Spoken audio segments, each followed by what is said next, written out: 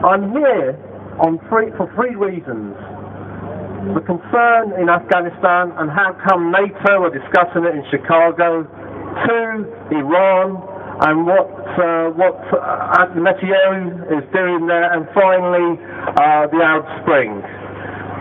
Afghanistan, it's been a tragedy for such a long time. I don't think the West could ever have done anything there to sort it out. If anything, they've exacerbated it with the NATO occupation for the last 10 years. And the troops going amok in recent time haven't helped at all. So it is time for them to go, and it was time to go a long, long time ago. The irony of the conference in Chicago is that all the main regional players in Central Asia and South Asia aren't there at all. If you really want to sort the things out in Afghanistan, like their boundaries, like the Pashtun nationalism, you need Iran there, you need Turkmenistan, Uzbekistan, China, and yes, India as well. But we're not going to see that at NATO. All we're going to see is small European countries with the US allying themselves to future American foreign policy in South Asia and the Middle East. As for Iran, well, I think what we've heard in the last 10-15 days from all the super spies in Israel completely undermines Netanyahu's case that Israel is under threat from Iran. And let's make that clear. He's been telling a pack of lies for his own agenda within his own party in the Gazette. And it's time that people know this more openly. It's not just the security people in Israel. We should also point out he's the only one with nuclear arms in the Middle East. He's got 200 warheads. Israel has never disputed that. He proposes the threats in the Middle East, not anyone else, and certainly not Iran, who may aspire to it, but they're nowhere near that. Finally, the Arab Spring. Well, there's plenty happening there, and I think they've stolen a huge march, and we should always commit our solidarity with them, and particularly those in Bahrain. It's a very messy affair, and NATO haven't done us any favours by getting involved in the sectarian violence themselves by supplying arms to the Bahrainian authorities. That is unacceptable, and we know why they want to still be there. They want to keep the full fleet there. Let's point out these realities when we hear all rationalisation for these interventions, for the arms being supplied, and we can do that from London, and let's hope people hear our message from London and Chicago as well. Thank you very much for listening.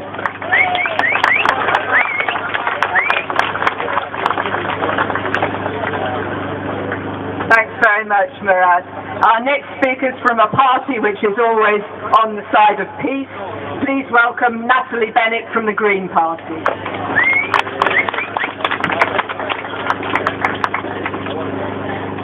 Well, it's round about now over in Chicago that they're going to be starting talking.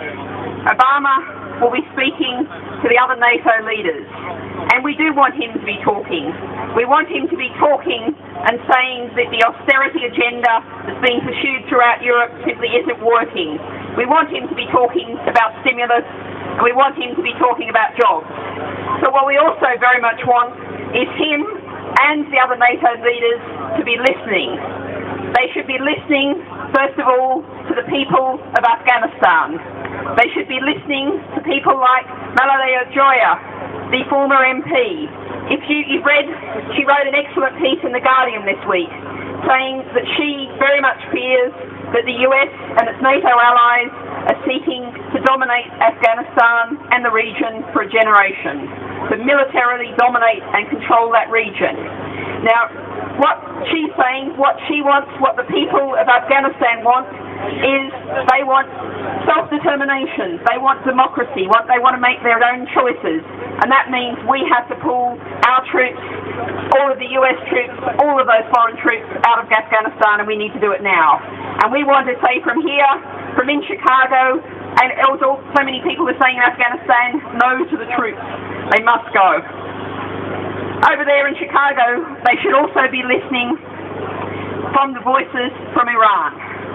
The green movement there in Iran has demonstrated how dreadful the regime is, but also how much there is resistance within Iran to the regime. And bombing Iran is not the answer. What we need to do is ensure that the people of Iran are able to make a choice for the future, that the people of Iran for themselves can take on that misogynistic, homophobic, undemocratic regime. It's not for us to do, it's for them to do. And finally, in terms of listening, they shouldn't just be listening to us here, they should be listening to all of the people of Britain. Survey after survey, year after year, it's clearly shown British people do not want Trident nuclear weapons.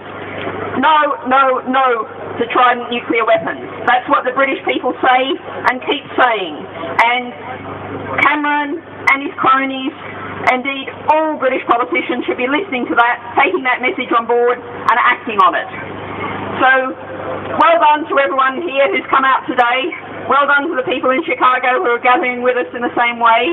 And we're all saying no to troops in Afghanistan, no bombing of Iran, and no to Trident nuclear missiles. Thank you.